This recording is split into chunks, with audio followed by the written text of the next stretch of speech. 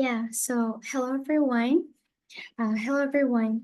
Welcome to our 2024 DAOs Info Seminar Session. I'm Tho from Kambria, and it's my great honor to be your host today. This session introduces the daily life impact DAOs initiatives, including tech-powered elderly care, home garden tech, smart recycle, and community-based tech learning, and an invitation for collaboration. Furthermore, we will hear stories from guest speakers with expertise working in fields relating to the specified DAOs for the community. The session includes three parts: an overview of Cambria, Cambria DAOs, and the introduction of four DAOs, mini talk shows with our four beloved guests to share about their stories and journeys, and panel discussion from experts in different fields. Now, please start me to welcome our attendees. Ms. Linh Cao, a CEO of Kambria, Ms. Thảo Trần, our host of mini talk shows and panel discussion, and our Kambria team members. Besides that, please also join me to welcome our beloved guest speakers. First of all, please welcome our first guest, Mr. Janan Low, founder of Code for Singapore. With over 10 years of experience in leading technology-driven businesses for social impact, he excels in product development across e-commerce, education, health, and sustainability. He's known for building strategic partnerships and leading diverse teams to solve complex challenges and improve community well-being, driving positive change through innovation. Our second guest is Mr. Hendrik Kohl, a distinguished entrepreneur and environmental steward with over a decade of experience. Through ventures like Impact Forest UG, Crayley Art, and Lasuen.com, he implements nature-based solutions for environmental challenges such as flooding, stormwater management, and biodiversity enhancement.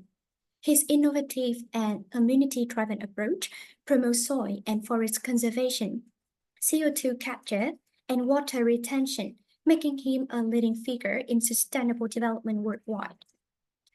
Our third guest is Ms. Lucia Carazol, passionate about sustainable development and environmental policy. As a STEM material, she develops carbon-neutral materials for construction from healthcare waste. Her experience includes leadership in energy and environmental design for operations and maintenance project certification, calculating system efficiencies, determining HVAC fresh air requirements, and conducting on-site energy audits. She leverages design and engineering to tackle critical environmental, social, and political challenges. Our last guest is Mr. Omar Mohammed, a computer science and STEAM lecturer, coordinator, and researcher with a solid background in electronics, telecommunications, and computer science. He's dedicated to pioneering research and empowering future tech leaders. He serves as the executive director at Robotics Academy. One more time, please start me to welcome all our guests and community participants. So, to kickstart the info session, I would like to invite Ms. Linh Cao to share with us an overview of Cambria, Cambria DAOs, and the 2024 DAOs. Hello everyone. Let me share my screen. Okay. So in this presentation, we would like to share an overview about the 4 daily life impact DAOs we are introducing in 2024. First, a short introduction about Kambria. Kambria is an open innovation platform for deep tech such as AI, robotics, blockchain, AR, VR, IoT, with a mission to shape the future of technology, where technology is open and contributes more to society. We aim to serve the waste and inefficiency in today's innovation model by democratizing and decentralizing the ownership, development, manufacturing, commercialization, and enforcement of technology. We launched our platform in 2018 and since then have implemented 7 initiatives with the goal to find a sustainable model for open innovation. That journey brought us to the DAO model, where the community can come together to build complete solutions and bring them to life. We have many established partners coming from different sectors. We are open to collaboration with anyone who shares the same goal and view with us, and we want to be your trusted partner too. Our strength is the global network of developer communities, innovation sponsors, government and incubation partners, and the labs and university and expert network. Now, an introduction of Kambria DAOs. As you may already know, a DAO stands for Decentralized Autonomous Organization. It's a community using blockchain to facilitate decentralized autonomy. This empowers the community with trust, transparency, and automation, and enable open source solutions to be commercialized by their community. So, Kambria DAOs is a model for community to co-own technology. In a nutshell, if you are interested in co-owning a technology, you can join the DAO of that solution to design and contribute to the development of and commercialization of it, and get revenue sharing when the solution is commercialized.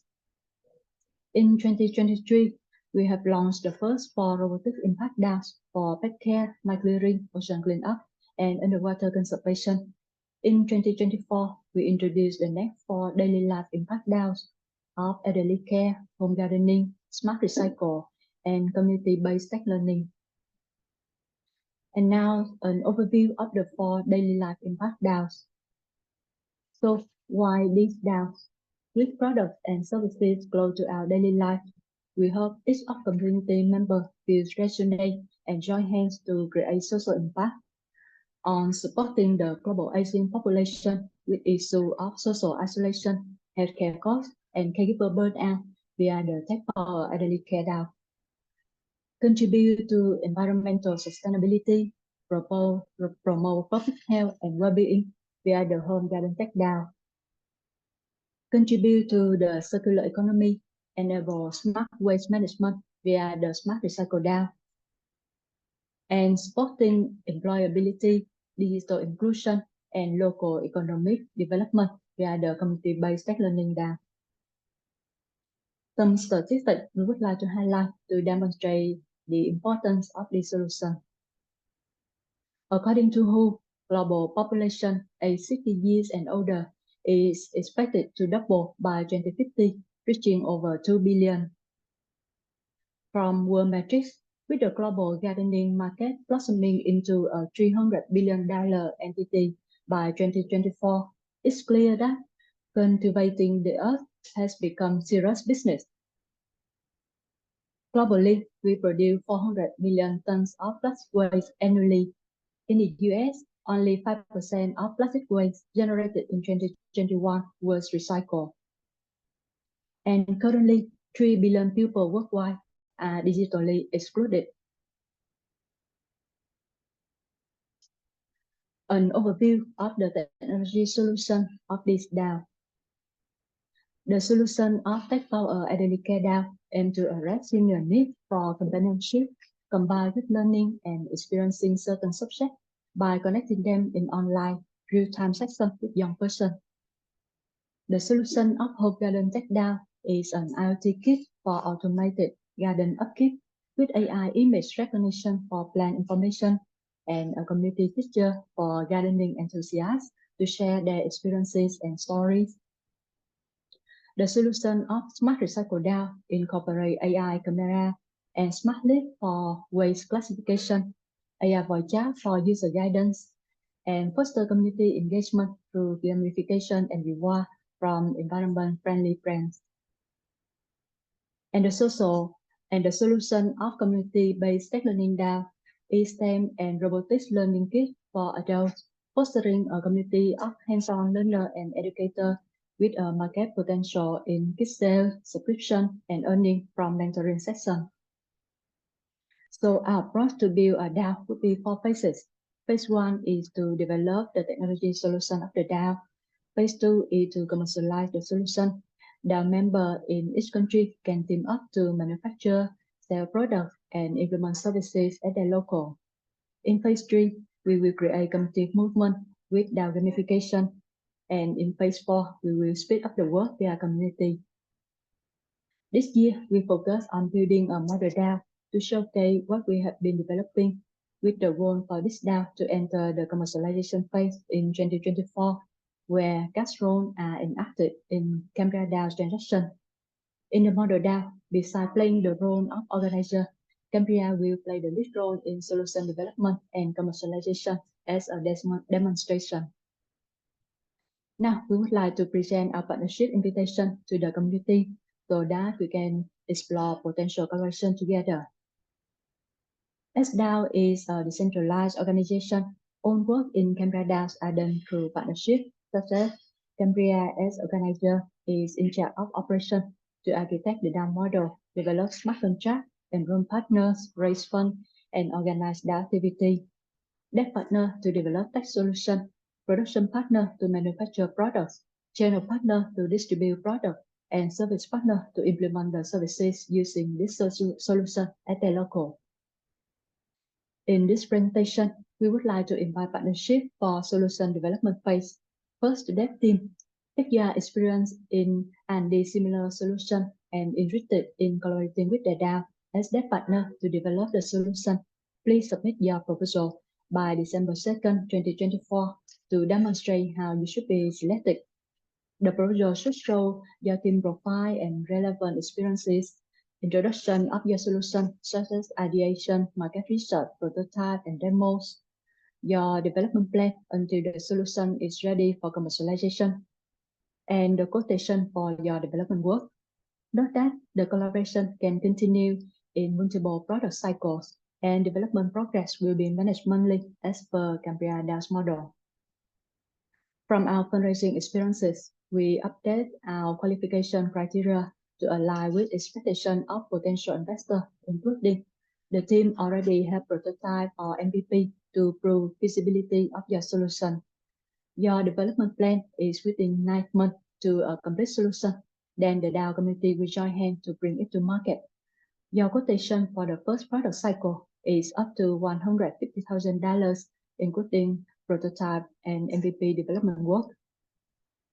To service partner, if you are experienced in doing elderly care, home gardening, smart recycle, and tech learning services, and interested in collaborating with this DAO as service partner, we would love to have your participation in solution development phase to suggest your needs and test the solution. Then in the commercialization phase, we can collaborate to implement these services using the solution. To community partners, some potential collaboration we would like to propose, such as collaborate in raising public awareness. We can cross-share movement among our community. We can also co-organize activities to raise awareness, such as donation campaigns, action days, or community partner can be a hub of the DAOs. Partner will lead the DAO community in your hub to participate in the solution commercialization and get paid for the contribution of your hub. For example, the guest project in our info session today, Code for Singapore, Impact Forest, Sustain Material, and RoboGeek Academy are projects dedicated to service and community in elderly care, home gardening, smart recycle, and tech learning. We are grateful to have a chance to connect with you and look forward to our collaboration in the future. To fund contributors, we would like to share some highlighted financial information for your reference. The global senior care tech market size is 43 billion in 2022. The global smart home gardening market size is expected to reach 3.4 billion by 2031.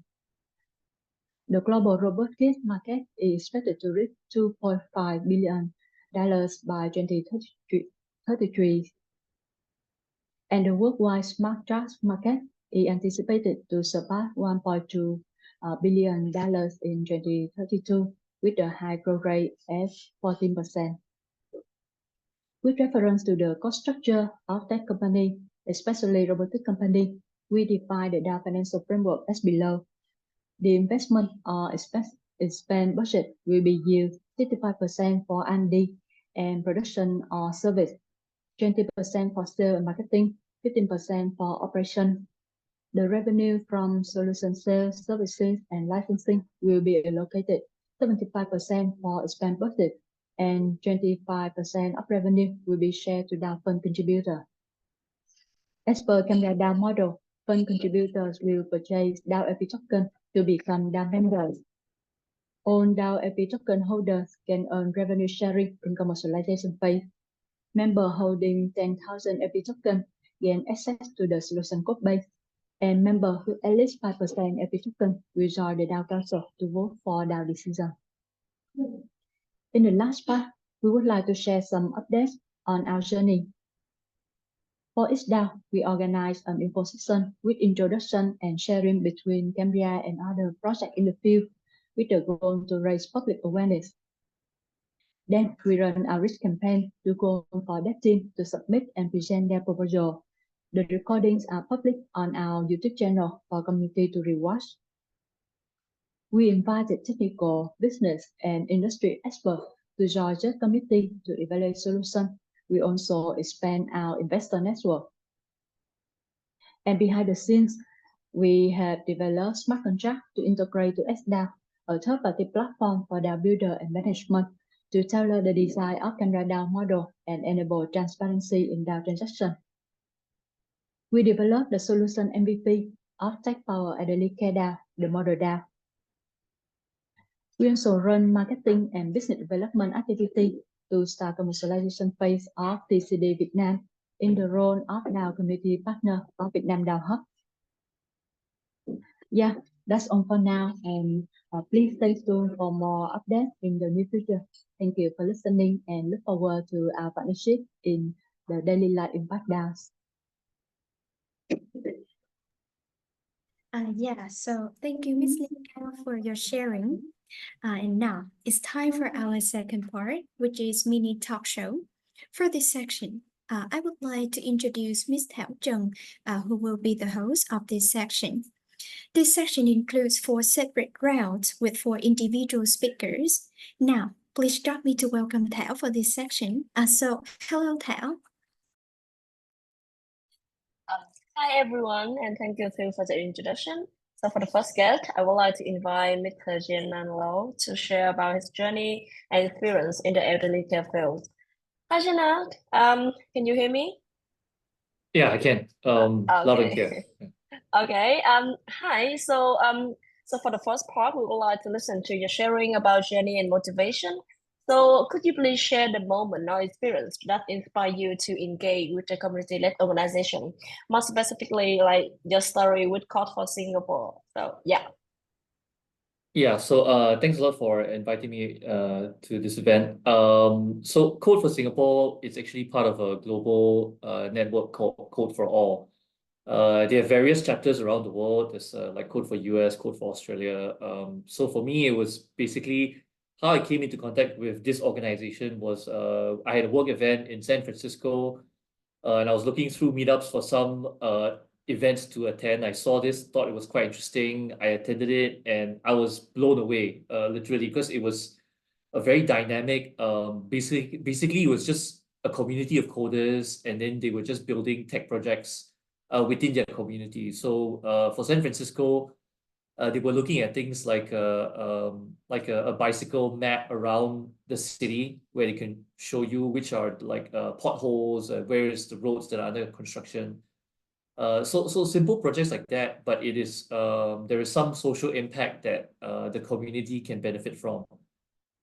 So after that, I thought maybe if I come back to Singapore, I could join something like that, but there wasn't any such organization. So I said, okay, why don't we just start something?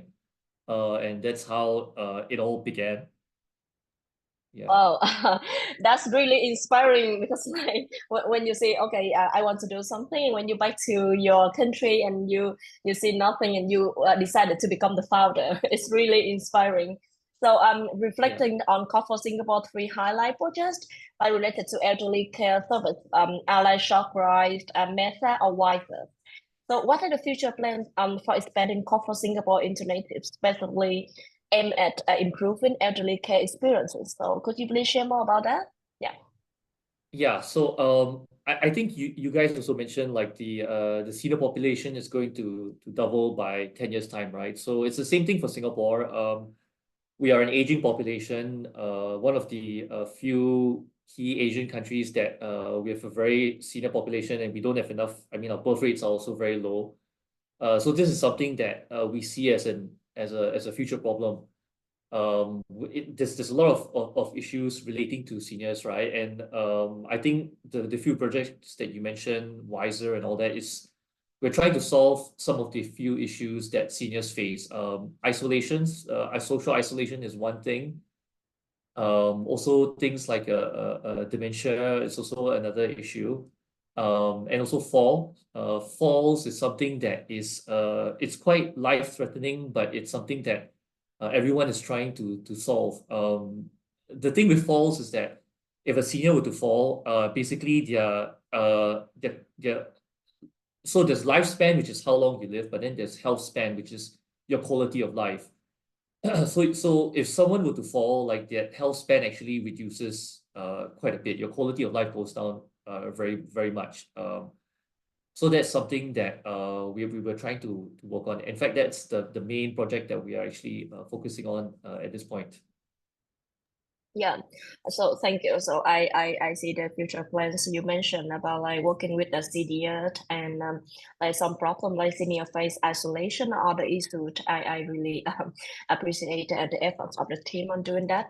But like I think maybe on the way to work with the solution, maybe you face with some unexpected challenges, right? So could you share unexpected challenges that arose during your work with Code for Singapore, particularly in project aimed at elderly care? And how were these challenges addressed, and what were the learning from navigating the challenge? Yeah. Okay, so I'll share two main challenges. One is an internal challenge within Code for Singapore, and the other one is the challenges within the beneficiaries or the seniors. So the first challenge in Code for Singapore is so we're a non-profit and we are all made up of volunteers. Me, myself, Scott, the co-founder, we all have day jobs. So the thing with working with volunteers is we don't really own their time. I mean, we don't pay them a salary. So a lot of our projects are very dependent on who comes on board. Yeah, so for this particular project with the senior, we managed to find like the A team. So we have got like a project lead who has had 20 years of tech experience. We had two students who were basically like the coders, we had the CTO. We even had like the champion for it. So we had one staff from a senior care home who was really passionate about it, and she was the one that was telling us a lot about the situation on the ground. So currently at this point of time, like the two students have graduated and they're kind of like into their jobs already. So we're down with our coders. So things are quite fluid. It's very variable with volunteers. So we're always trying to get more people to know what we're trying to do and trying to get them on board. So that's the internal challenges. The external challenges, which is working with the seniors, is I think it's basically like the reality of the situation. So our solution is a fall detection using sensors, right? And we wanted to detect falls with two sensors. One of them is infrared, and the other one is a sound sensor. So we can see like a visual of the senior, but if the senior were to fall, then the sound sensor would also act as a sort of like a double confirmation that a fall has happened. So we had this really great idea. We did like the research, we did the planning, all of that. And then when we went down to the actual senior home, we realized that falls, the sound detection will not work at all. For a few reasons. For one is the right below where we want to do the test, there's actually a karaoke room. And they blast the music really loud. Every afternoon, there's a karaoke session going on with the seniors, right? So that basically just destroys the whole, I mean, you won't be able to detect anything. The second thing is that there are actually seniors who are like hard of hearing, so they're partially deaf, right? So they would be actually shouting within a room which is just across, right? Which also affects the sound. So these are just some of the challenges that we thought, okay, sound sounds great, let's try it out. But when you go down to the actual site and you realize that, okay, maybe we might have to either do away or find some kind of work around it. Yeah, so these are just some challenges. Many more, but these are the two prominent ones. Yeah. Yeah. So when I hear your story, I feel like, wow, how can you and your team like work together to get through everything? Because like that's like a big challenge is when we do stuff and when we try to work with the community. So that's why I am a little bit like curious about so to do the code for Singapore, you need to like have some involvement from the community, right? So and to invite the member from the community to join to work with you, you need to have like show the outcomes of the project, how it look like. So that's why my question for you here, like, can you describe a specific project or initiative by Code for Singapore that significantly improve the quality applied for the elderly community, and how did this initiative address the uniqueness, and what were the observable outcomes that you have made with the teams? Yeah. Sure. So maybe I can share like a very early project that we did. It was actually during COVID.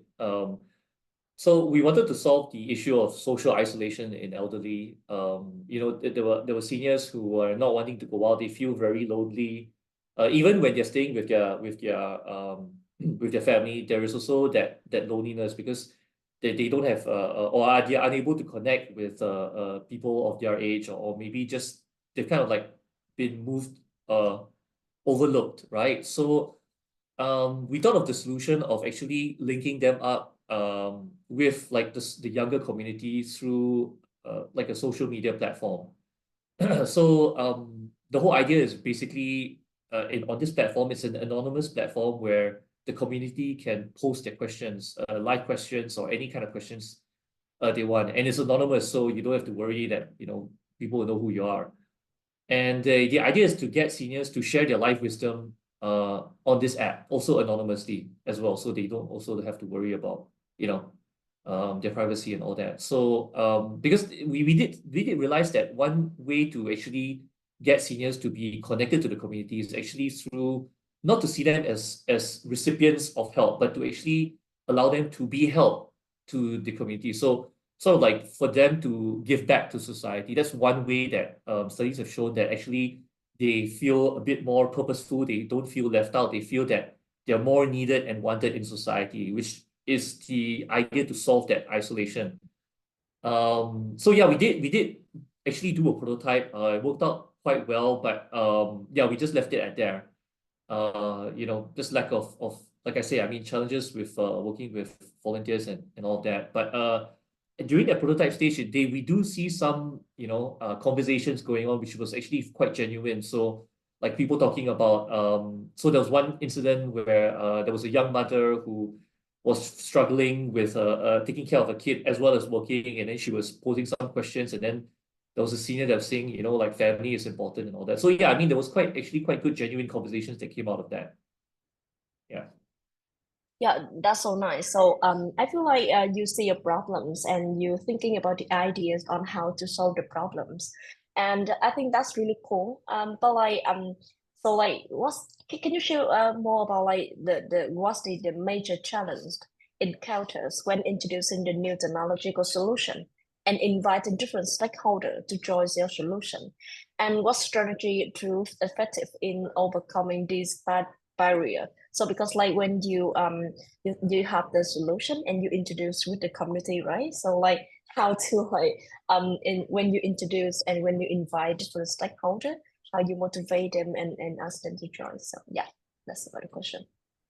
Yeah. So yeah, that is, I think having stakeholders is really the key. So coming back to the fall detection project, this was actually done many years ago, probably about 5, even before COVID. We had this project. We did a proof of concept, and then we put it into our virtual shelf, right? We put it into a folder. Because we did the proof of concept, it showed that it worked, but then we didn't have the stakeholders involved. And how we actually managed to restart this project was getting the right stakeholders. So it all started with a news article. So a news article that featured one of our volunteers, and he mentioned that they were doing this, or we did this, right? And from that news article, because there was some publicity, then we actually got like the key stakeholder, which was the senior care home, who was interested in that. And we actually had like the universities as one of our regular stakeholders. So we work with them every year, or 2 terms on various social projects. So then you can see that, okay, the picture or the ecosystem is starting to build up. We have the beneficiary, which is the senior home. We have like the institute or the university. We have us. You know, so it seems to be, I mean, like there is sort of like an ecosystem to actually start this going. So all we needed to do was to get the volunteers. You know, we did a shout out. We managed to get some of them through my networks on LinkedIn. I managed to rope in a couple of advisors, and you know, some of spoke with an investor, you know, who gave us some advice and all that. So yeah, stakeholders are important. If we didn't have, you know, it's like all the stars align, and then you're able to actually work on the project.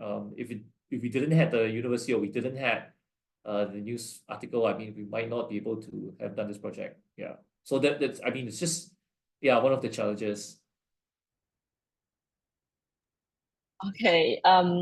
So I have the same belief with you about like the stakeholder is the key when we do the project.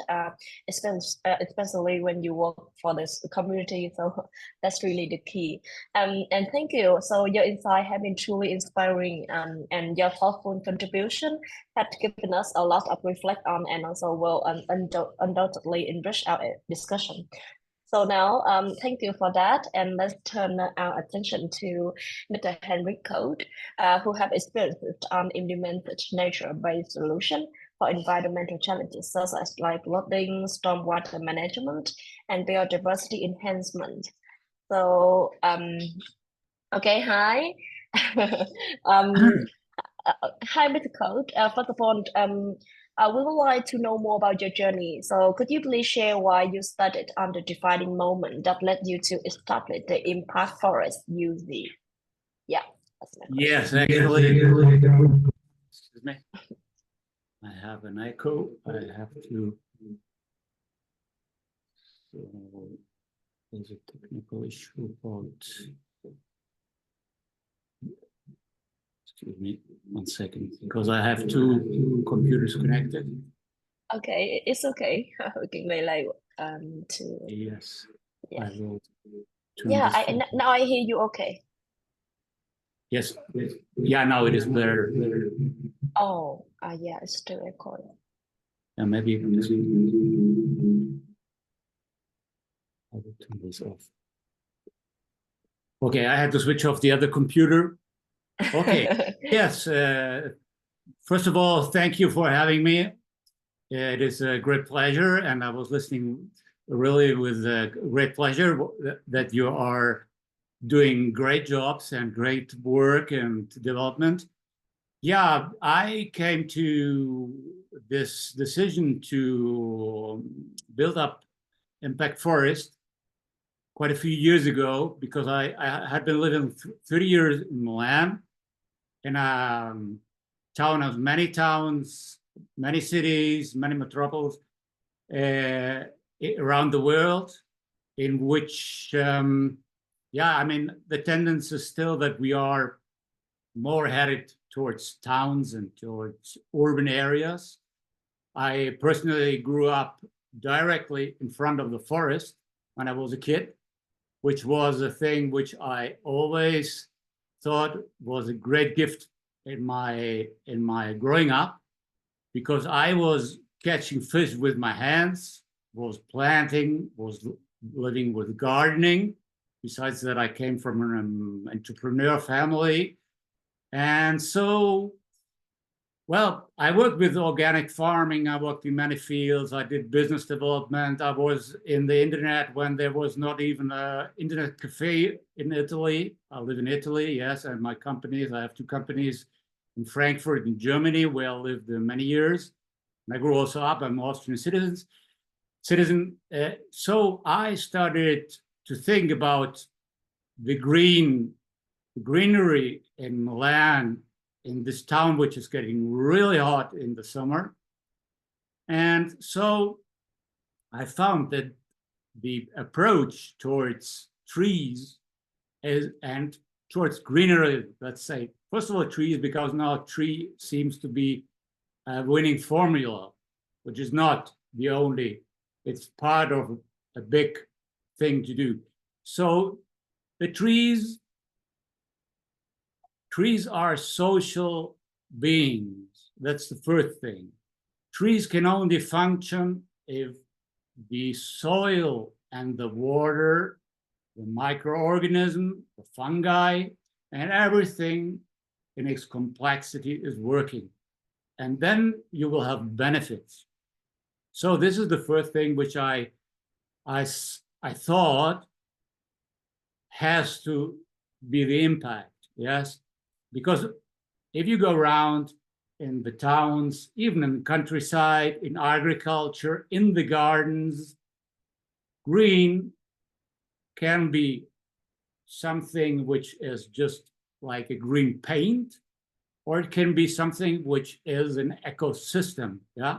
An ecosystem is a thing which is effective, which works as something which brings something which is most of all bringing nearly perfect issues about environment, about heat assumption, about oxygen, about CO2 if you wish, and about many benefits even for the citizens. So with this, 4 or 5 years ago, I already worked in gardening, and I started to work with the Miyawaki excuse me, methodology, which is really fantastic. And it is based on very dense planting, and together with a soil enhancement, because the soil is much more important than everything. We have to keep the water and the vitality, the life in the soil, and then there is the tree. All the plants, also plants are very healthy. So yes, and I started to to develop this company, Impact Forest. Yeah, and I'm very happy with this because the benefits are immense. Yeah, I also happy when I hear your stories too, and I think you're like, oh, trees is a social being, and I hear the keyword about like the importance of soil on keeping the water and other important things. That's it's really true, and I feel like touching when I hear your story growing up at like a young kids from the forest and until now to found something related to the environments. So I want to ask a question related to the vision of Impact Forest and reflecting on the achievements of the Impact Forest. What impact do you believe planting trees and building gardens has on our planet's health? So because you mentioned about like the importance of soil and the trees, I totally agree on that. But we want to know more about the impact. Do you believe like on planting trees and also building the garden? So yeah, we'd love to hear that. Yes, so there has to be said a few things. I really appreciate because there are many good entrepreneurs wish from all the societies, from citizens to do something. What I feel is that there's a lot of confusion, and that the effectiveness of what we do is the most important. And on top of this, there is a human being who has to work together. So if we can find systems or situations in which we have our communities planting, doing socially effective things, then we can win something. And this is a thing which can be done with tree plantings, with water retention. I say also water planting. We plant water, actually. We work with soil. That is very important. And what I found is, well, all the world is too much theoretical. Yeah, our schools, we're sitting only in front of theoretic things. We have to go out, get dirt in our hands, work together, and everything will go well. I could see that problems in schools, like teacher towards students, like bullying, like pubertarian situation of growing ups, and in companies especially. Community plantings can bring peace, can bring something which is you don't see in no situation. I really found that this is a game changer. Yeah, so community plantings, as I said, gardens, small forests. This Miyawaki forest consists of small forests like 100 square meters, or even 50 sometimes, small size. But you know, if we have many spots and we are communities working together, getting dirt under our fingernails, working with nature, this can heal our society and can bring companies also to benefit from this. Yeah, well, and the larger impact is clear. I mean, we have now, first of all, one global crisis, and this is called water. Yeah, before you can plant a tree, you have to have water. So we have to integrate water, soil, and plants together. And in our building of everything, this has always been in some box, and we have to bring this in front of everything. Once we find effectiveness also with analyzing, with artificial intelligence, with technologies, which we can measure what we are doing, is this well done? Is this effective? Then we can have a change. Yeah. Yeah, I hear the keyword, like we need to get our hand dirty and we need to do something together for the nurture. So I find it's really touching at the story you mentioned before. So you mentioned a lot about community engagement, and can I ask you a question, like how do you inspire participation and foster community engagement and educate people about tree planting and garden development? Because like we all agree like the importance of like invite the people, the companies, and also the people in the local community to join together. But how you inspired and you like ask them and to educate the people to join to do it with you? We would like to hear that. Yes, for sure. I mean, that is actually the thing about the communities, companies already working in the field, because as I said before, there is a lot of really good guys and women, boys, and companies out there which are doing really beautiful things. One thing is we have to all understand that, yeah? And so there is something about communication in schools and in our education, which has to be adjusted. Because what I could see in schools, that this approach about we all cultures in the world had the correct approach on nature once.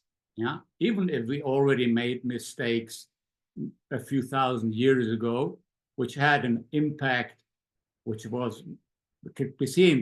The Peninsula of Sinai was a jungle only 3,000 years ago, which is a huge area, and because of mismanagement. So we have to understand, we have to learn about old culture, and this is a thing we are now bringing in. When I talk to schools, to companies, and this, there has to be absolutely a thing which is really that we can get so much involved. And we are now doing community days. We are teaching, we are working on webinars, which is a thing which is now upcoming. We are defining the way to, we are making water and planting days. And so, because once I talk to the people, they say, hey, what can I do?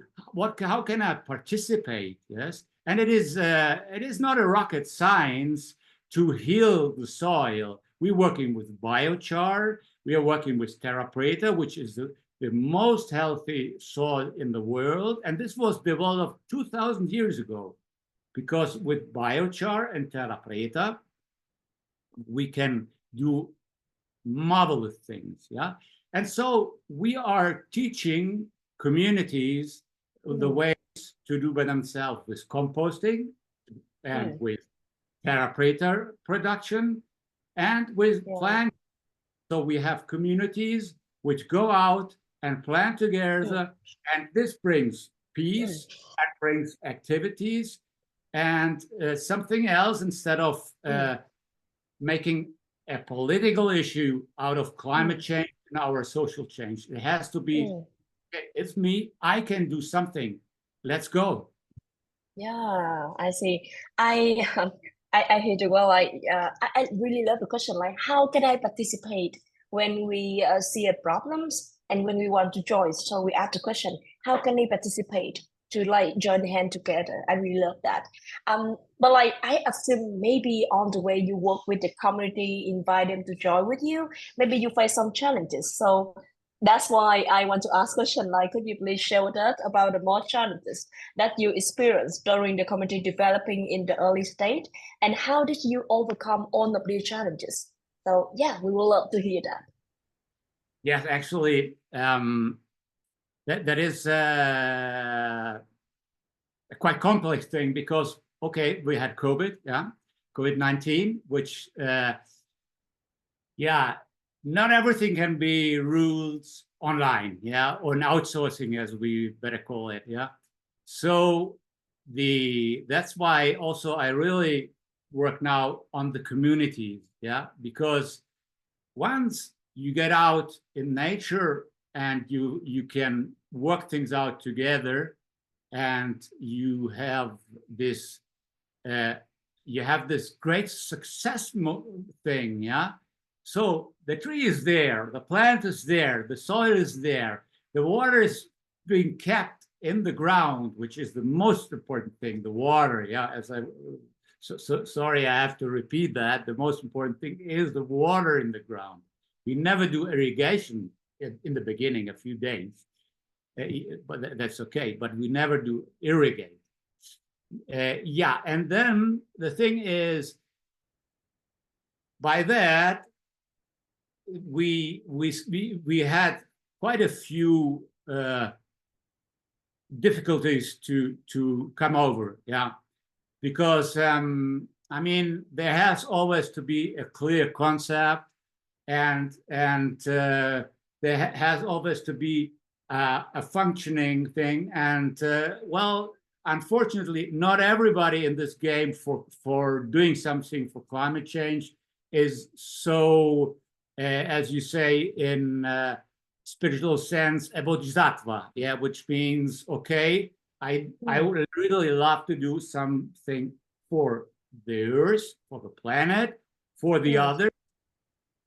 I'm a superhero. No, we are together on this planet. We have to work. And I faced quite a few issues. Well, I'm many years that I'm working as an entrepreneur, and I would have to tell you that I didn't expect that, because I thought people are more conscious that what we are doing should be a common game, working together, but it is not like this. We always have to see, is this for everybody or is this for one? So let's work together. That's what I can say. Yeah. Okay. Yeah, I see. So I really love the idea, like you say, everything is there, the solid, the water, the trees. So maybe we're not the superhero, but like if we do everything with the community, we can like be the superhero together, like to do for the forest, right? So yeah, I think it's really nice. So thank you so much for your sharing, and I hope to see you again when we go to the panel discussion. And I really appreciate your story as like a young guy in the middle of forest until the day you like established the impact forest. and your point of view on like inviting the community to join hand with you on this like the big problems of the world. So I really appreciate that. Thank you for your sharing, and hope to see you in panel discussion. Okay, so now I would like to hear from Ms. Lucia Carrazzo, who passionate about sustainable development and environmental policy. They develop carbon neutral materials for construction from healthcare waste. So hi, Lucia, can you hear me?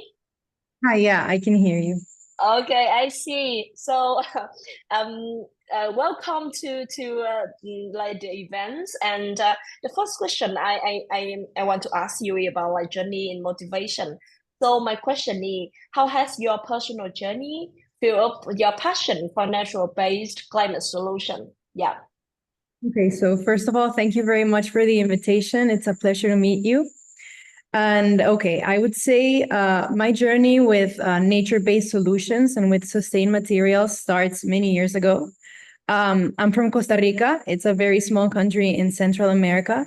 And in size, it's very small. It accounts for about 0.03% of the world's total land mass. So you can imagine how small it is. And despite its small size, in Costa Rica, we have about 5 to 6% of the world's total biodiversity. So it's a lot. And so growing up in Costa Rica, I understood sustainability as a pillar of life and not necessarily as an add-on to any sort of project. And so this gave me the vision that it's not about size, it's about impact, and sort of what Mr. Hendrik was saying before. And so I decided to become a design engineer because of this, because I saw sustainability as a mission in life. And so to me, design engineering is many things, but mainly it's about finding solutions. And in order to find a solution, there has to be a problem. And so to me, what bigger problem is there than the environmental problems that we face nowadays and climate change? And so I decided to form this synergy between design and engineering in order to make nature-based solutions a passion in my life. And so ever since I decided that, it has taken me to where I am now, and it has led me to sustain material as well. Oh, so that's the reason that you decided to found a sustain material, right? So because like when I visit the website, I'm really impressed by like the sustain material. You guys have an interesting approach to turning healthcare waste into construction materials. Could you please share more about like what like from the day you decided to, okay, I will be someone who will like show the problem related to natural-based climate solution, and from that journey into the day you decided to found sustain material. Could you please share with us more about that journey? Yeah. Yeah. So basically, I was doing a project in university, and we were tackling waste management. And we were trying to make a project from misused textiles specifically. And one of our teachers directed us to a program that is based in Barcelona, and it basically tackles like recycling textiles and building solutions from it. And the previous winner had been Sustain Material, which had just begun. And so I came into contact with Simon, who is my co-founder. And we started discussing how we could unite sustainability with waste management. And so Sustain is actually kind of born as a synergy to two main problems that we have nowadays. And those main problems would be the construction industry that is currently responsible for over 50% of all material extraction in Europe, and a lot of resource exploitation and consequences that are very severe. And the healthcare industry that currently produces a lot of healthcare waste, and 99.9% of that waste goes straight to landfills or incineration, despite the fact that most of that waste is single-use plastics. So even if we could be recycling all of it, it was going straight to landfill and incineration. And so Sustain was born as a synergy and trying to find a solution to these two problems, so that we could build the first ever and develop the first ever materials made from healthcare waste. And so the idea was not just to create a material and not just to provide a solution, but also to build a circular economy around healthcare waste that could provide a systemic approach to changing the way in which we view healthcare waste nowadays, and provide a way for construction to be sustainable, because sustainable materials are the core of a construction project. If you have a sustainable material construction project, you can control the life cycle and the traceability of the material and provide feasible solutions. So basically, that's how we got there. Oh, okay, I see. So, and I understand, so sustainable material, until now, you guys already made significant stride in promoting sustainable practice. So, can you share some specific examples of how your innovation has positively impacted the environment and the community, and what further impact do you aspire to achieve? So, yeah. Yeah, so I would say the easiest way to describe the impact that we have is if you imagine, okay, we have three main products, and we have thermal insulation, acoustic insulation, and rigid boards. And we aim to expand that catalog, but currently those are the three main products that we have. And thermal insulation is basically the base of these three products, because from thermal insulation, we can build the acoustic insulation and the rigid boards. It just depends on the manufacturing process. And so if you imagine 1 ton of our thermal insulation, that is approximately like 400 square meters of thermal insulation. We can mitigate about 2.5 tons of carbon dioxide from a project. So 1 ton of our material accounts for that. And it also reduces about 1.5 cubic meters of landfill occupation. So we reduce 1.5 cubic meters of waste that would go direct to landfill occupation by 1 ton of our product installed. And we also reduce about 650 kilograms of resource exploitation and about 250 liters of polluted water. And so these reductions are like tangible impact that shows us the impact that we can have in the environment and in the communities, because a lot of this healthcare is mismanaged, especially in third world countries. This can lead to a lot of healthcare issues and health issues in general. And so 1 ton of our material can prevent about 0.08 diseases in general. And so our long-term goals is definitely to systemize this change and implement this change, because currently we are based in Barcelona, but our idea is to increase our project count, because this will definitely allow us to multiply this impact. And at full capacity, one of our design systems can upcycle more than 1,000 tons a year. So from the impact that I just mentioned, that would be about 2,500 tons of carbon dioxide mitigated. So we have done a lot of impact now, but we are more than excited to keep going and multiply it and keep systemizing that change and replicating it worldwide. Yeah, that's significant numbers. I promise. Like when I hear the numbers, I know, it's more like you really understand about like what you are doing and what kind of like impact you make for the society. I really appreciate that. But I think maybe like during the time you work with the community, or you invite the stakeholder, or you collaborate with the partners, maybe some key challenges that like maybe challenge you and challenge the teams on trying to make a good impact for society. So my question here, like, what are the key challenges you have faced in engaging with the community, and how have you overcome the issues? So we would like to hear more about that. Yeah, so definitely working with healthcare waste is a big challenge. There is a big stigma around healthcare waste. And a lot of people, when you tell them that you're creating a material made from healthcare waste, people will react, they will be a little shocked when you tell them that, because generally speaking, when you first think of healthcare waste, you think of disease, you think of contamination, and you're kind of afraid it's not a natural material. So it's there's a big stigma, and there's a big paradigm on like the way that we handle it. And so Simon, my co-founder, always says that when he was doing his master's in innovative construction materials, he wanted to do something with healthcare waste originally. And one of his professors that was supposed to be like specializing on like innovative materials, he said that's impossible. You can't work with healthcare waste because it's nearly impossible to sanitize it, to like ensure that there's no bacteria involved. And so I think this just exemplifies the stigma that there is to healthcare waste, because even people who are directly involved in the innovative material industry think that it's something very, very far-fetched to be doing. And so definitely our biggest challenge has been trying to overcome that stigma and trying to prove that despite it being healthcare waste, the majority of it is just single-use plastic that can be classified as urban waste. And so there's actually a very small group of healthcare waste that is very contagious. We do not use that group. And it actually comes separated when you pick it up from the waste manager. And so fighting this stigma and changing these social attitudes has been a challenge.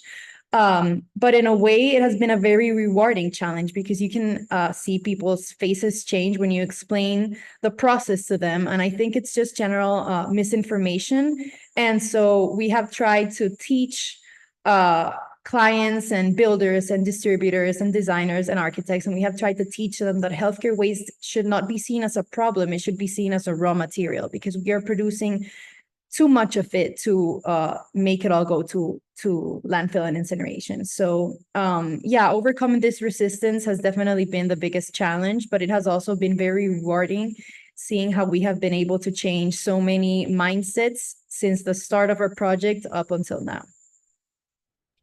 Oh, that's so nice because like when the first time I visited your website and I was saying like, wow, healthcare waste really. And so when I look at like what you have done so far and right now when I hear your story, I feel like okay, so that's why I asked question related to challenges because I believe like healthcare waste is something really difficult to like convince others to change their perspective on the healthcare waste and how to make it become something useful for our lives. So thank you so much because like your story, your inspiring story, and it's really like informative for us as well. So see you in the next few minutes in the panel discussion. And thank you again for your insights and your story. We really appreciate your journey and the team journey until now. So okay, let welcome to our last guest. And so we also say like last but not least, moving forward for like Mr. Omar Mohammed. He's a computer science and STEM lecturer, coordinator, and researcher with a solid background in electronics, telecommunication, and computer science. And he is dedicated to pioneering the research and empowering future tech leaders. Let's explore your journey with Robotics Academy. So, hi, Omar. Can you hear me? Hi, yes, I can hear you. Okay, so nice to meet you. So the question for you is the same with our guest. We really curious about your journey and motivation. So my first question, could you share the moment or experience that inspired you to engage with technology education in overall? Yes, it started first when we participate as a students in science fair. And you know, in science fair, there's a lot of science, technology. People participate in chemistry, physics, mathematics, robotics, and mentors start come to our pits and give us advice. And we found and realized that there is a lot of transportive power through education. So everyone was found there is focusing about every single project. Whatever is the topic. So we realized that working or developing STEM could unlock the potential of the students or of the participant and can shape their future for brighter impact. So we decided to work in STEM education because we are candidates from different science. And we have a close discussion when we meet us in the science fair, and they decide on we can inspire other by technology and the science. So we found that STEAM, which is science, technology, engineering, and mathematics, is a great combination to overcome the challenges we face in our community. Okay, I see. So this is also the reason why you decided to work at a RoboG Academy, right? As a place to Yes, but continue your educational mission. Would you like to share more about I want to ask question related to vision. What are your inspiration for RoboG Academy's contribution to global technological education in the coming years? And how do you plan to expand your reach and impact using like STEAM and robotics as a solution? So yeah. In RoboGeeks Academy, as I told you, we are a group of scientists and engineers. We are trying to reach more students or more participants from all the world. So we start as a local initiative, and after we realize the impact of STEAM education on the minds of students, of the participants, so we are aiming to go to the global. And recently we launched our mission from local to global. Because we want to share the knowledge and find a collaborate participant company, tech institution. This collaboration will help us share the knowledge and proceed with our mission. So you can bring the knowledge from different country and participate in workshop, in challenges and find solution. So when we share our solution, there's a great opportunity for us to enhance the solution, to take some insights from others solution and proceed with finding more solution for the challenges we face in our community and in our world. As you know now, as technology is expanding and growing in a faster way, so every day and every moment we have a new challenge to face. So when you start collaborating and expand your target, so it's an opportunity for our geeks and for the other company to collaborate and find any solutions. Yeah, I see. So so as like I know like you work at RoboG Academy at the executive director, right? And so Yes. you have a belief on like using the STEM and also robotics can make a great impact on educational journey of students and not only student. So I have a question like maybe when you work and you work with like different stakeholder, you share with them the achievements of RoboG Academy, and also but can you like give us a specific example of like the achievement from RoboG Academy during the journey you work with different stakeholder? Yeah. So I will give you one example about Yes. this. We have a challenge in the last year in the first global challenge in Singapore. It's about finding a new energy resource, and this is a clean resource. So the main theme was about hydrogen. And in our country, Lebanon, we're still lacking the backbone or the infrastructure on how to support this new resources. So here's we found a challenge. So we recognize that we have to work in this project and find irreplaceable. So we start talking to stakeholders around in our country if someone have this infrastructure or can support or doing some research. So we didn't find anything.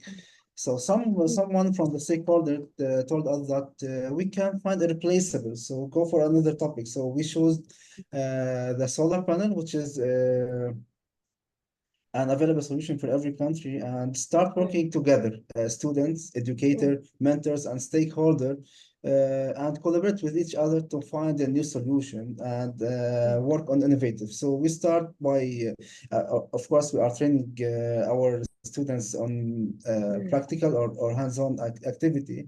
So we start doing our research and we collaborate with each other to find that using a solar panel, we can find another solution. So we aggregate the solar panel with the hydroponic architecture of agriculture to form a new solution. And we start work together, and stakeholders support us with a lot of software that help us in finding some real number to support our research.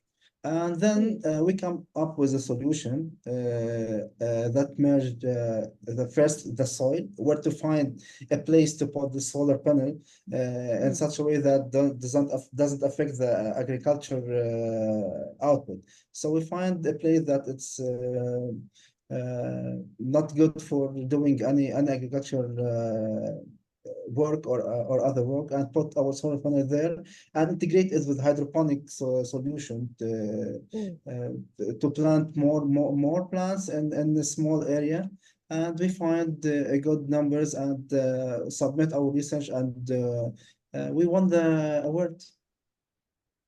Yeah, that's the result of collaboration of students, community, stakeholders, educators. That's really inspiring. Like when we work in we trying to raise a solution for society. So I have the same belief with you. Like we should invite different stakeholders in the community to join hands together. It's the same story as like three guests before. They always mention about the importance of the stakeholder and community involvement in the solution. And so when you try to collaborate with others and you share about the technology solution from your side, from the academy, and also like you work with them. So what are the key challenges that you faced when you trying to like you guys trying to like collaborate? Because I think maybe on the first time, like when you introduce the solution, maybe they have some question they're thinking about that, right? So is that the challenge when you introduced your technological solution to them, or like any key challenge during the time you work with them? Yeah, there are a lot of challenges we faced in our journey. Especially our company is based in Lebanon, and there's a lot of internal political conflict and economic crisis and so on. But the biggest challenge is how to convince the community to participate in this new technology or new research. So first of all, whenever we go to some stakeholders, even if they are not related to our domain, you have to convince them and show them the importance of their collaboration or engagement. So you have a role. You have to show them where is the main role of this stakeholder or the community. Moreover, we have to convince the parents of students on how this will impact them. So you have two missions: how to convince the stakeholders and the whole community to engage with your mission, and to how to convince them to participate. So whenever you go to any stakeholder or any company and start explaining for them about the project, you have to convince them to participate because they have to work. First of all, we prepared our plan and prepared our answers, because we are predicting that they will ask us a question on what is our role and what is the benefit of us if we are participating with you. So at first it was a little bit hard, and after convincing 1 to 2 company and stakeholders, it became very easy for us, and know that's the strongest point on how to hit for stakeholder and convince them to participate with our mission. Yeah. So I as in like when I hear your story, I feel like, oh, it's really challenges when we try to solve them everything and to convince them to believe in the solution and ask them to join hands with you on doing the solution. So what's the long-term goals of the Roboski Academy? So the long-term goal when you collaborate with the stakeholder, with the community, and try to make the right impact for educational fields in overall. So yeah, we would love to hear that. Yeah, as our long term is to become a leading edtech company, because we are believing in technology and education. Education will build the whole community and of any country, because we saw the power of education Education can help everyone in motivating critical thinking, collaborate to find solution. We are planning to become a global lead edtech company, participate in the global events, make a collaboration with other companies in different country to find a solution, because as you know now, every problem in the country can be considered a world problem. So we are aiming to create more collaboration, find someone who are interested in doing research like Cambria, because we are all here in Cambria, and your guests, we are sharing the same mission, and everyone has his role. So collaborating with each other will help us proceed more and find more results and solutions. Oh, we really appreciate that, and we are so happy to hear that. Like we are the same goals. I'm trying to invite the community to join the solution, and together we can achieve and we can like make the greater impact for the society. And thank you for on the story on the sharing, and it's really inspiring and touching as well to hear the story from you. And so I want to say thank you for all our beloved guest speaker, very insightful and touching sharing. One of you guys' journey in motivation, experiences, and also your story with your projects. So let me like a quick summary of how because it's like many things from the story, right? So I will go really quick on the summarize the story from four guests. For Jenna, like for Singapore, I really appreciate the way you highlighted the future plan on how your organization addressed senior isolation by integrating them into the community activity. And you also emphasize the significance of engaging the right stakeholder, such as university, to support various social projects through volunteer work. And I also really appreciate Mr. Henrich share your journey. We began as I'm really impressed by the story. You as a young boy were born and raised in the middle of forest and working with organic farming, and you also recognize the importance of approaching trees and fostering the green environment. And so you are trying to like invite the community to join hand with you and to make the impact come true. And I also appreciate Miss Lucia on the way you share the journey and understanding of sustainability at a fundamental pillar of life. And you also like see the healthcare waste is not something waste. It's something like really useful for our lives. I really appreciate that. And last but not least, thank you, Mr. Omar, for sharing your journey on the STEAM educational journey. So the way you trying to like resolve the social impact problems, the way you work with the team to educate and engage others through a hands-on activity with the support from stakeholder for the research, and all the challenge you mentioned and the way you and the team overcome that is really good to hear. So thank you again for the talk show. It's really like touching, and I feel inspired by your story. And I would like to give the stage to sum up and also go to the panel discussion. Yeah, once again, thank you to all of our guest speakers for sharing their interesting stories with us. And yeah, also thank you so much, Tao, for your like such a great talk show hosting. Before we begin the panel discussion, we would like to inform that in case all of our participants, you have any different questions, please share them with us in the chat box, okay? And we will coordinate with the guests and also with Cambria to answer and then share them with you again in the next part. Okay, yeah, so we will follow up on that.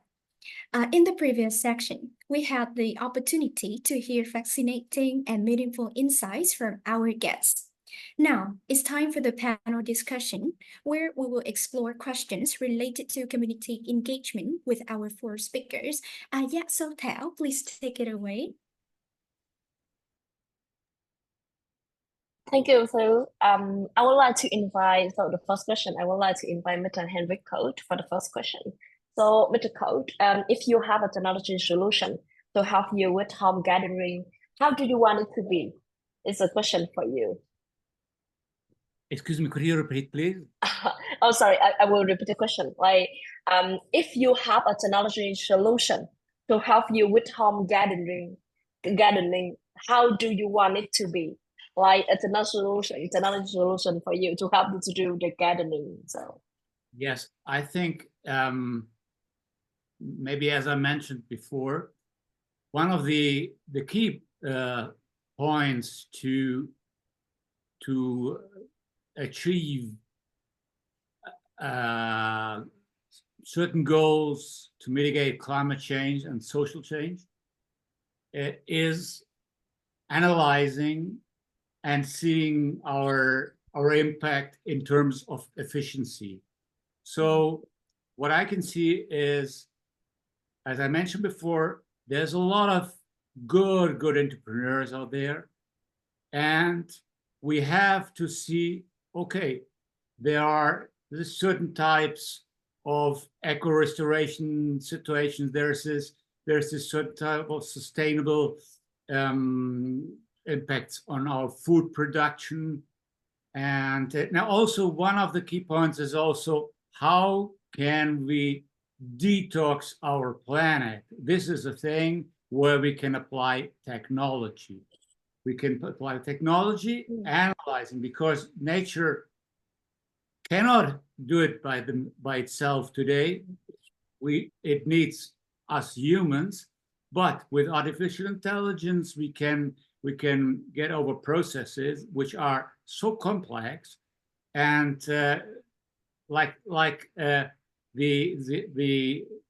weather forecast, we are still in a gray zone, let's say, yeah, change still. So we are out there, and we have to put in efficiency, and especially the one thing is water is the key to everything. Water is also the main cause of climate change, because we changed the flowing of our water in the oceans.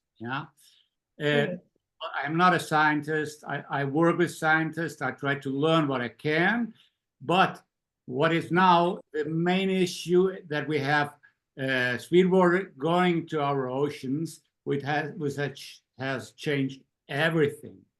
And so we have to keep the water in the ground exponentially. That means we can apply technology to make communities work together. We can work on competitions. We can put them in competition, in good competition, healthy competitions, obviously, as a global movement. So technology has to help us to analyze. Okay, let's give an example.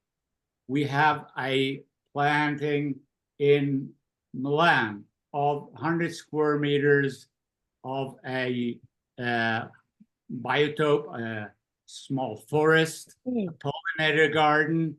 And so we have a certain amount of water coming in. We are only at the beginning of transforming this data into something which we can apply in a large scale. Also, we shall not anymore apply artificial fertilizer. We have to on composting and on biochar on this. Artificial fertilizer is one of the reasons why we have all the water going out into the oceans. So we have in technology to have natural-based processes, natural-based solutions, and detox the planet also. So, and gamification, I've heard, have been developing a gamification tool. It was like 6 years before Pokemon Go came out. And well, sometimes things are not ready for in that point of the history. And Pokemon Go was just a gaming platform for the game, but with gamification and climate change and social change, which is the first of all, we can really do incredible things, because people will fall in love with the things which they do. We will become a social working together again. Yeah, the idea of gamification is really interesting. And so like because I also the person who like love playing games, and the way you trying to like apply the gamification into the way we work with the planners, I think it's really creative. And thanks for sharing that.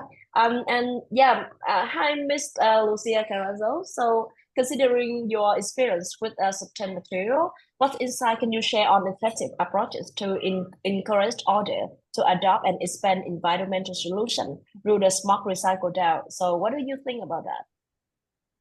So I think that there are three pillars that if we are to adapt and expand environmental solutions, we should follow. And the first one would be awareness. And so I think we first need to understand the scope of the problem and how that scope is tied to our ethical responsibilities. And if we are aware of the problem that we are facing, we can take informed decisions. And so once we are aware, I would say that the second pillar would have to be education. And so I think that if we want to have sustainable development, it has to be inclusive. And the way for it to be inclusive, in my opinion, would be through education. And I think that in trying to reach all corners of the world and trying to teach the new generation of the problem and trying to let them know that it's our responsibility to take advantage of the possibilities that we have in educating young people and in innovating and in promoting change. I think that could lead us to a certain advancement, and it would also transform our awareness into fostering direct action and feasible change and ensuring that these future generations are prepared to tackle the problem. And so once we are aware and we have educated, I would say that the third pillar would be collaboration. And I think that this is a great platform to do that, because I think that collaborating through change means that we can take unified action, and unified action is also always more powerful than action by ourselves. And I think that if we can imagine how far we can get if we work together and if we collaborate, the possibilities are endless. And so, yeah, I would say that definitely being aware, educating others, and also collaborating once we have done those two. Yeah, I agree. I agree. So thank you. We appreciate your advertised Ms. Carrazzo. So this is the next question is for Mr. Jenna Long. So considering your experience with Corp for Singapore, especially in deploying the tech solution for elderly care. So if thinking about possibility of partnering with the tech power elderly care DAO, what approaches would you suggest to encourage broader adoption of this technology among the elderly community, and why? Yeah. So I would say being partners with DAO would be helpful in getting the solution to the people. The thing about our solution is that data is actually quite important. So the whole idea is that we actually, okay, so we're trying to do a fall detection, but the bigger idea is if we could do a prevention. But that requires a lot of data, meaning we actually have to read a lot of information from not only just, this senior home, but maybe a lot more senior homes and even in other countries beyond Singapore. So we feel that with more technology, with more data, we might be able to predict or preempt a fall that could happen. So yeah, I think that's crucial for us. Okay, yeah, I see. Like I appreciate, because I remember like when you share your journey, you also mentioned about like the cost for owned when they around the world, and you trying to find something similar to that, like cost for Singapore, and you invite the community and invest stakeholder to join the solution. So I think that's also a good way to expand the impact of us when we try to do something for society. So thank you for your contribution. So the last question for Omar. So hi Omar, like your company currently have robotics kit designed to enhance STEAM education. So if thinking about possibility of partnering with community-based tech learning DAO, what kind of robotics do you think is suitable for this collaboration? And yeah, I also would like to know the region. Yeah, there's a non-specific robot designed for special tasks. We are designing a kit, and our kit is compatible with the wide range of ages because we want everyone to participate and use this technology to find solutions.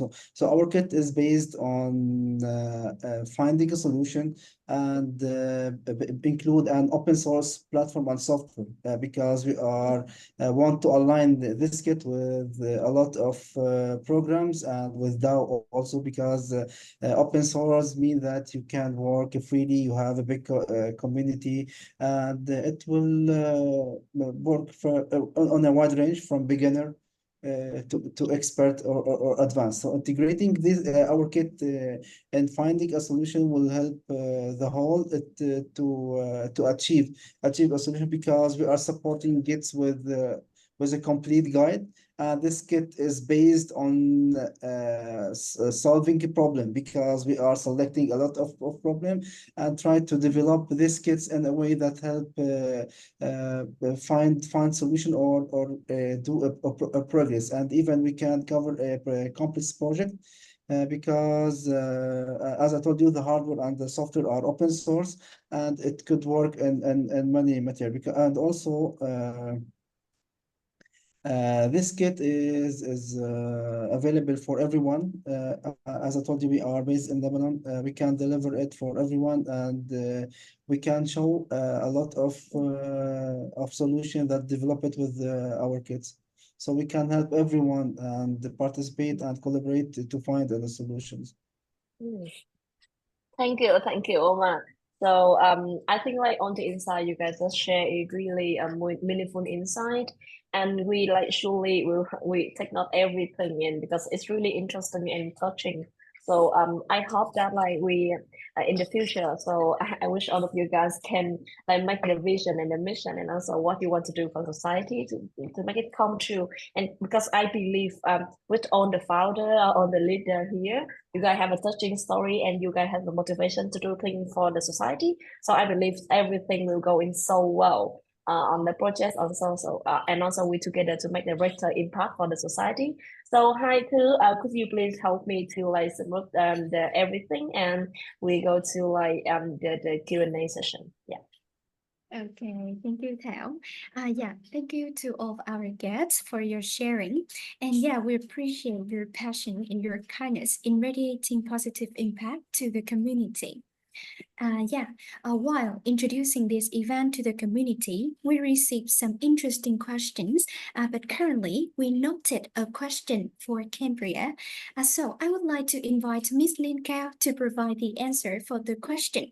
So the question is, where does Cambria see itself in 2025? Yeah, thank you, Thư, and thank you on the guest for your sharing. So for the question about like where does Kambria see itself in 2025? Yeah, this is an inspiring question to me. At the end of each year, we publish our annual year-end review and the roadmap for the upcoming year. We will provide more detailed updates in that announcement.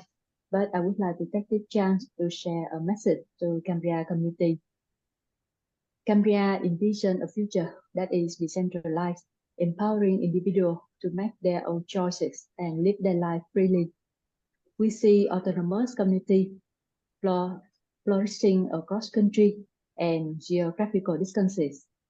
We believe in a future where people, driven by compassion, act with a consciousness of happiness through service to others.